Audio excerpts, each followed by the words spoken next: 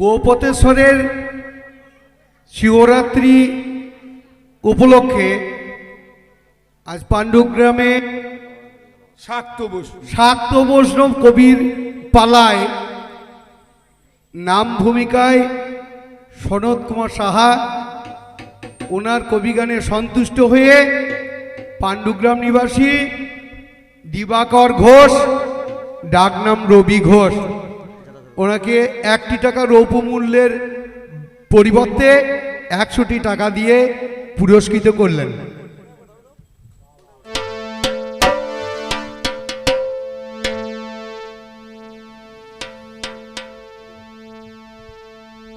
মাননীয় সুধী সমাজ, রবিবাবু যিনি 100 টাকা পুরস্কৃত করেছেন, গানের শেষে কমিটির তরফ থেকে চেয়ে আমাকে অনেক টাকা বেশি দেবে, কিন্তু এই টাকাটার মতো মান হবে না।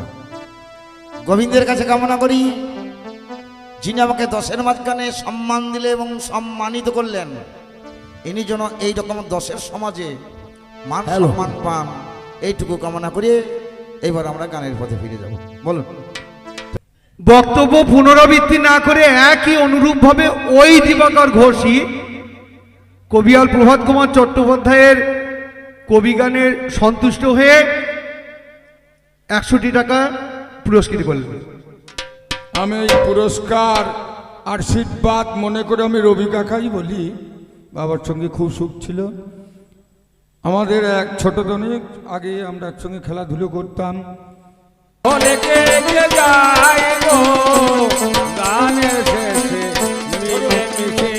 আজ অধিক সময় বয়ে গেল, থাকার সময় না,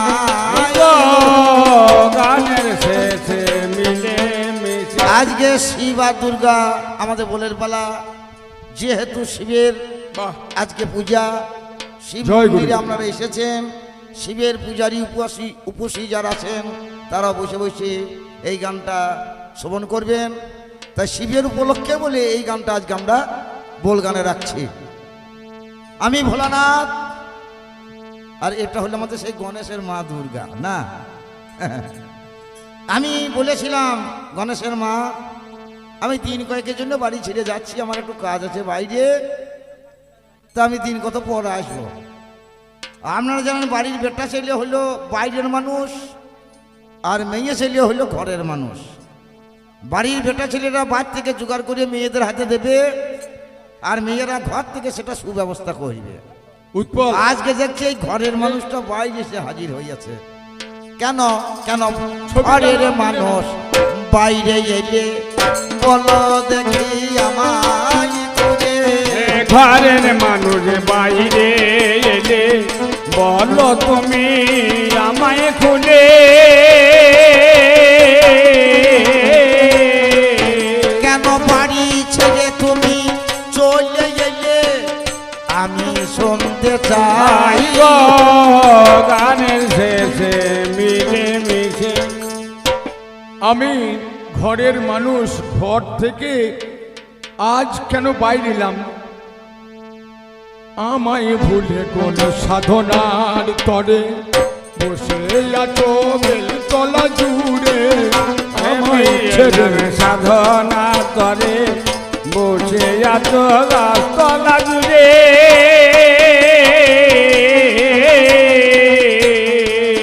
বলো সংসারী চলবে কেমন করে, সংসারী চলবে কেমন করে একবারে বুঝে দেখো না। গানের শেষে মিলে মিশে কথাটা সত্য। এই রকমের একটা ভালো মেয়ে ছেলে ছেড়ে দিয়ে আমি গাছতলা বেলতলা তালতলায় যদি আমি ঘুরি ঘুরি বেড়াই ভালো লাগবে? এসেছি কেন? তোমার সঙ্গে আমার আর ভালো লাগে না সংসার করতে। এই তেজকো মেয়েটা বুঝলেন, সব সময় বাড়িকে ভ্যানুর ভ্যানুর ভ্যানুর ভ্যানুর করবে, ভালো লাগবে? তাই তো আমি বাড়ি ছেড়ে পালিয়ে এলাম। আমি থাকি তথায় গাছতলাই বইয়ে, শোন গণেশের মা করে ন ভরে। থাকি আমি গাছতলায় পড়ে, শোন গণেশে মা কর্ণ ভরে। ওগো তুমি হলে মেয়ে ছেলে, কেন বাইরে এসে বলো না? গানের শেষে মিলে মিশে কি জন্য বাইরে এসেছি বুঝতে পারছো না? কি জানো তো, কারণ তোমার তো কিছু রোগ আছে। কোথায় বিষ খেয়ে তুমি পড়ে থাকবে, বলো কে বা খোঁজ করিবে। আজ বিষ গিয়ে তুমি পহরে থাকিলে, বলো তোমায় কে খোঁজে করিলে। আমার মনু চাটন হলো দেখো ভেবে, খোঁজ করি ষোলো আনা। গানের ও শেষে গণার মা, হ্যাঁ, কোথায় গাঁজা ভাঙ খেয়ে মরে কথাটা পড়ে। ঠিক। খোঁজ করবো না? বাড়ির মেয়ে ছেলে তার একটু খোঁজ রাখার একটু কর্তব্য আছে। বাড়ির বেটা ছেলে যদি হারিয়ে যায়, কোথাও মজে বুঝে থাকে, তাহলে ওর তো আর ভালো লাগবে না। তুমি জানো না, আমার একটা নাম হলো মৃত্যুঞ্জয়। শিবের একটা নাম হলো মৃত্যুঞ্জয়। যে মৃত্যুকে জয় করে সেই তো মৃত্যুঞ্জয়। তা যে মৃত্যুকে জয় করে তার মরণ বলো কিসে হবে, বলো দেখি আমায় ভেবে। মরণ বলো কি যে হবে, বলো তুমি আমায় ভেবে। তাই বলছি আজকে তবে সেটাও তুমি বোঝো না। গানের শেষে মিলে মিশে তাহলে তুমি ঘৃণা লজ্জা ভয় তিনকে করে তবে হয়েছে মৃত্যুঞ্জয়। মৃত্যুঞ্জয় যখন হয়ে গেছো, তুমি বেলতলাতে আজ কি করিছো ভেবে বলো আমার কাছো। তলাতে বলো কি করেছ ভেবে বলে আমায় তব। তুমি কিসের সাধনা আজ করিছ আমায় খুলে বলো না।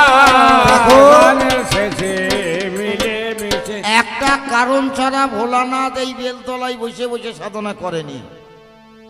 কিন্তু যে কারণটা সেটা তোমাকে বললে বোঝাইতে পারবো না।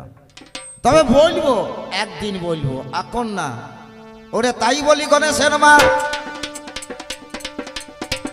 আমি তোমায় বলে যাই, তুমি ঘরের মানুষ ঘরে ফিরে যাও। বলছি যে তোমায় আমার ঘরে আছে। আচ্ছা একটা কথা বলি, তাহলে তোমার আসা দরকার কি ছিল? যদি বাড়িতে কোনো খোঁজ খবর নেওয়ার যদি দরকারই ছিল, তাহলে আমার আছে যোগ্য ছেলে, ওগো নামে গণপতি, ওরে কার্তিক যাহার নামে রাখি সেই ভারতী। তাহলে যোগ্য যোগ্য ছেলে আমার ঘরে নয়, তাদেরকে পাঠাইলে ভালো হয়তো। বলছি যে তোমায়, তাহলে যোগ্য ছেলেকে ছেড়ে দিয়ে তুমি আসলে চলে, এইটা কি আমার সংসারে তুমি মান রাখিলে? আচ্ছা বলুন তো, ছেলে পিলের দরদ আর আমার দরদ কি এক হবে? হবে না। কারণ ছেলে পিলে নিজের কর্মে সদাই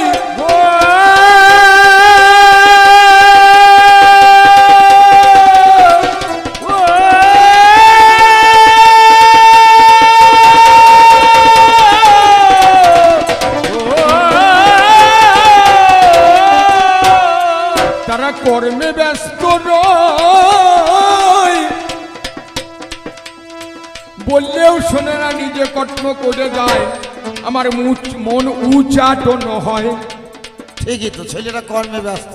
হ্যাঁ, আচ্ছা, গণেশ কি কর্মে ব্যস্ত? গণেশের তো একটা ইঁদুর আছে নাকি? ইন্দুর নিয়ে কি থাকে, খেলা ইঁদুর নিয়ে করে? কি খেলা করে? কার শোনো। একটা ময়ূর আছে, সে কি ময়ূর নিয়ে ব্যস্ত? কেন? হ্যাঁ, গণেশ করে কি বা বন্ধু, ভেবে দেখো মনে। সকালে 7:30, কোনো জায়গায় 5:30 ভোরবেলায় বসে যায় টাটে, থাকে ধূপ ধুনোরও মাঝখানে দোকানে দোকানে, জানো না? ওকে যেতেই হয়।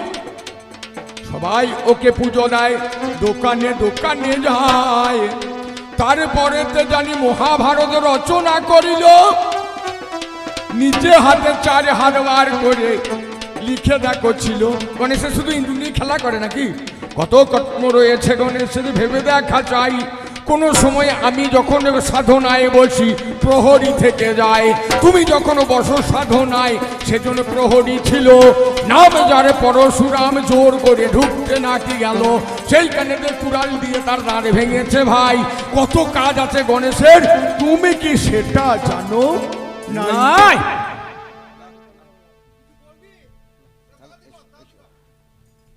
আচ্ছা, আমাদের সাহেব নাম নয় নাকি নাম? হ্যাঁ, কালু। যাই হোক, সোনাদার ছেলে, ভালো ছেলে, কর্মে ব্যস্ত থাকে।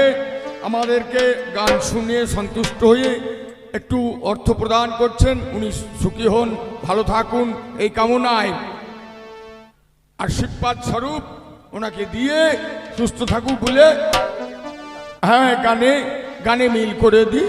কারণ রাত্রি হয়ে গেছে তো, আর গানের মাঝখানে দেখা গেলে কথা বলতে। বলেন বলেন। তাহলে কার্তিক ব্যস্ত, গণেশ ব্যস্ত, ভেবে দেখো মনে, কোন দুঃখ কোন অভিমানী আমাকে ছেড়ে চলে এসেছো? এই, বলো তুমি কেন?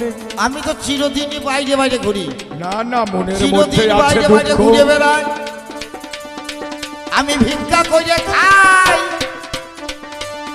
তাহলে এমন গুণপতি যদি আমার সংসারে মানুষ এগুলো হয়, তাহলে বাড়িতে থেকে কি বা হবে? এবার ভেবে দেখো মনে। তাই বাড়ি ছেড়ে এসেছি আমি এই মনে। বলো, আমার মনে দিলে দুঃখ, তুমি কি জানো না?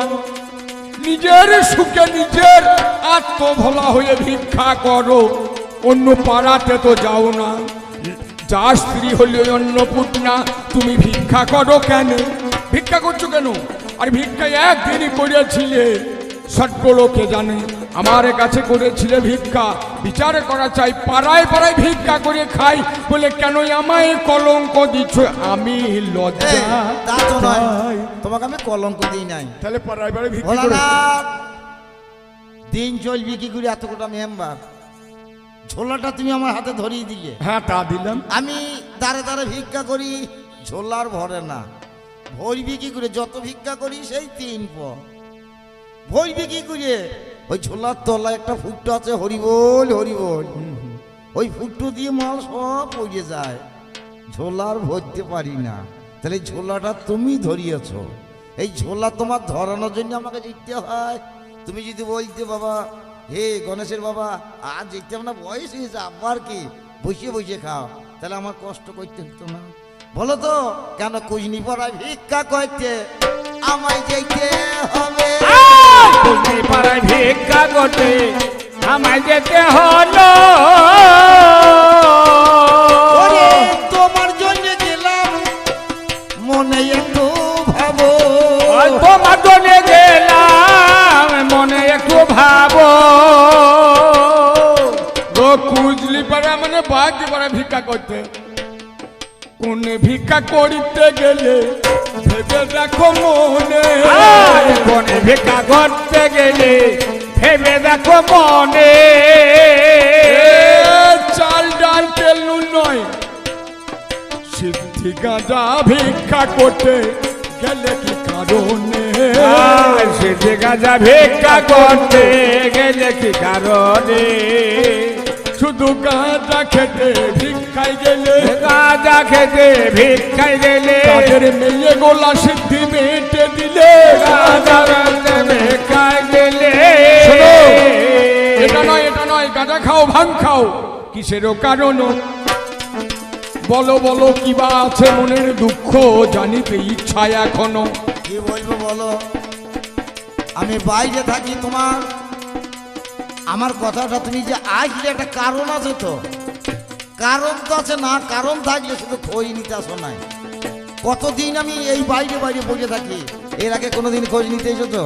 আসো নাই, টাইম হয়েছে, বাড়ি গিয়েছি। আজ 3 দিনে আজকে 4 কেন দিন। আসলে, আজকে কেন আসলে? একটা আরে কারণ আছে। 3 দিনে 4 দিন বাড়ি ছাড়া, 4 দিন বাড়ি ছাড়া, কিসেরও কারণে? বলুন আপনি কোনখানে যেতে চান, আমি বলবো সেখানে। কি বলবো, আমার তো আর বলার বেশি নাই, কারণ এসেছি যখন এই গাছতলাতে আছে অভিপ্রায়। আমার কথাটা ভালো করে আগে বোঝো। বলুন।